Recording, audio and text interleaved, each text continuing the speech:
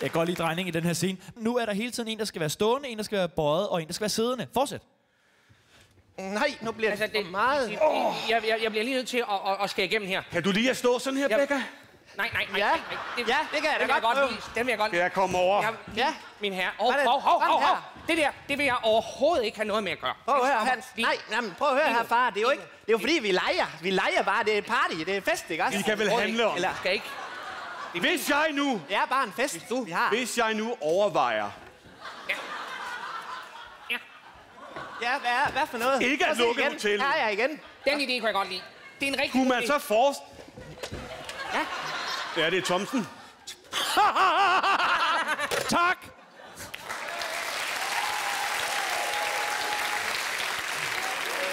Hans holder altså fast i sin beslutning om at lukke hotellet. Åbenbart. Og går ind på sit værelse for at pakke sin taske. Jeg går ind på mit værelse og pakker min taske. Men personalet giver ikke op uden kamp. De vil forsøge at få Hans til at omstøde beslutningen ved at ramme ham på hans bløde punkt. Hans afdøde far. Ja. Den første, som skal forsøge at spille på Hans' følelser, er stuemanden Vagn, som vil recitere den afdøde fars yndlingsdigt. Og kære publikum, hvilke 2 ord skal indgå i det her digt? Rhododendron og Rådhuset, hørte jeg. Så vi tager Rådhuset og Rhododendron. Værsgo. Vi lukker hotellet. Ja, desværre. Det tror jeg ikke, din far ville have brudt sig om. Vi gik jo på lyrikskole sammen jo. I Næstved. Han skrev jo et smukt digt jo, som blev hans eget yndlingsdigt. Selvoptaget var han også. Men det lød jo således. Hvis du ikke kan selv tjene fra hånd til mund, så køb dig en rhododendron. Den er dyr og kan kun lide surbundsbed. Og det bliver man ikke særlig fed af. Det er sandt. Så hvis det er, at du vil slå dig på politik, så tag op på Rådhuset. Og der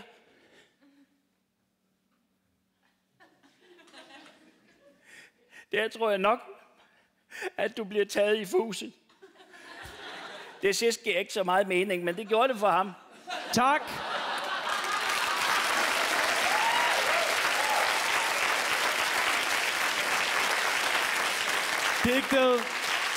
Digtet får ikke Hans til at omstøde sin beslutning, så han fortsætter fra sit hotelværelse ud af døren, og inde på kontoret, der møder han Irene, som gerne vil fortælle om dengang Hans' far friede til Hans' mor, lige netop på denne trappe.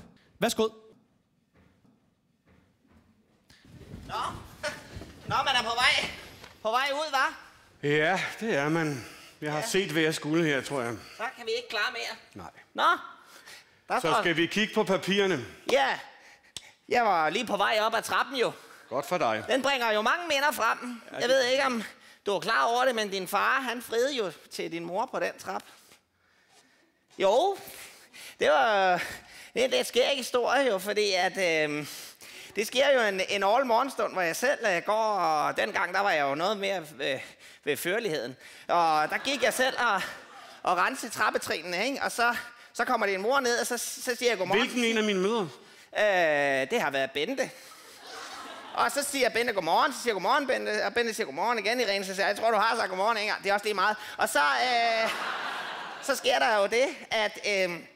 så kommer din far ned, ikke? Og så kan jeg jo godt se, at han har et godt øje til Bente der, ikke? Og så skvatter han så i noget af det vand, som jeg ikke lige helt har fået tørret op ad trappen der. Og jeg undskylder jo herfra til juleaften. Ikke så lang tid, men det er talemåden, ikke? Og så lander han jo helt dernede og slår sig ganske forfærdeligt. Og Bente, hun løber jo ned til ham og siger, er du okay? Og du kender din far, altså han er jo en snu rev. Så siger han, nå, ved du hvad? Hvad? Mens jeg er hernede... Hvad? Bare en snu rev, men han er jo med i ånden stadigvæk som en lille ånderev et eller andet sted herinde.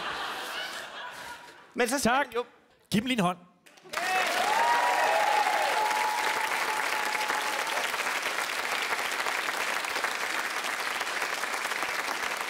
Selvom Hans nu er ved at være en smule rørt, det kan vi tydeligt mærke, om fortællingerne om hans far, så står han ved sin beslutning.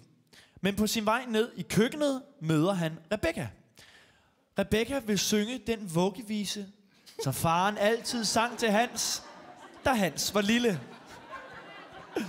Og kære publikum, hvad er titlen på vuggevisen? Zebra. Vi tager Zebra, du er rund og dejlig. Værsgo. Hans, du må altså ikke lukke hotellet. Fordi vi kommer aldrig nogensinde til at se hinanden igen. Og jeg kan en lille vuggevise. En, jeg vil synge for dig hver aften, du er på besøg her, Hans. Det kan jeg godt lide, Becca. Jeg hører, hvad du siger. Så kommer den her, Hans, til dig. Zebra, du er rund og dejlig. Kan du huske den? Lille Hans, lille Hans, stå op som din fars morgensvand. Lille Hans, kom så op, og så kom ind i din seng. For inden længe skal du drømme om ting, der er runde, runde som zebra, der siger ha ha ha ha. Tak.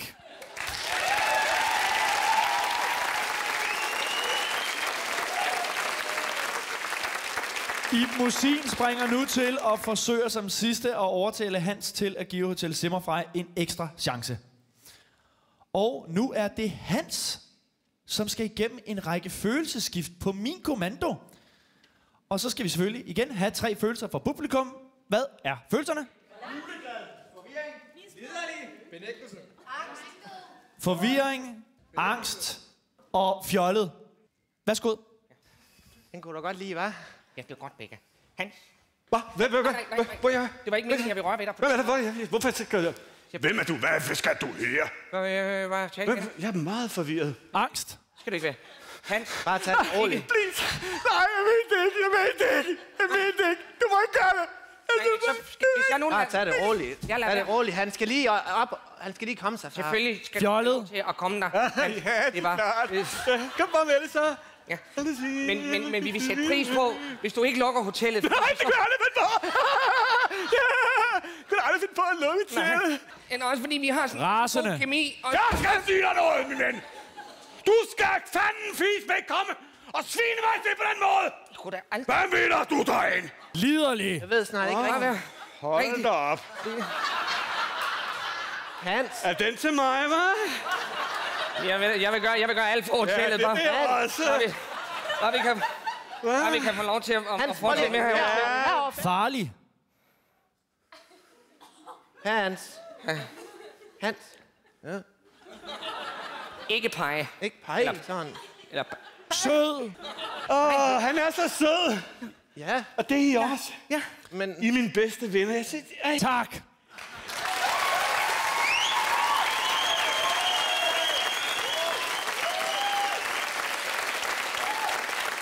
Ved at spille på Hanses følelser, er det altså lykkedes personalet at overbevise ham om at give Hotel Zimmerfrei en ny chance. Dybt berørt rejser Hans videre for at se et andet hyggeligt og roligt sted, hvor der ikke sker så meget, nemlig restaurant Vejlegården. det var fantastisk, at du giver os lov til at fortsætte, og vi glæder os rigtig meget til, at du kommer jeg rejser tilbage. videre til et andet hyggeligt sted. Farvel. Hvis du gider, så... er det godt, Hans. Tak til Peter Gansler. Som Hans Thomsen. Giv dem en stor hånd. Tak for aften.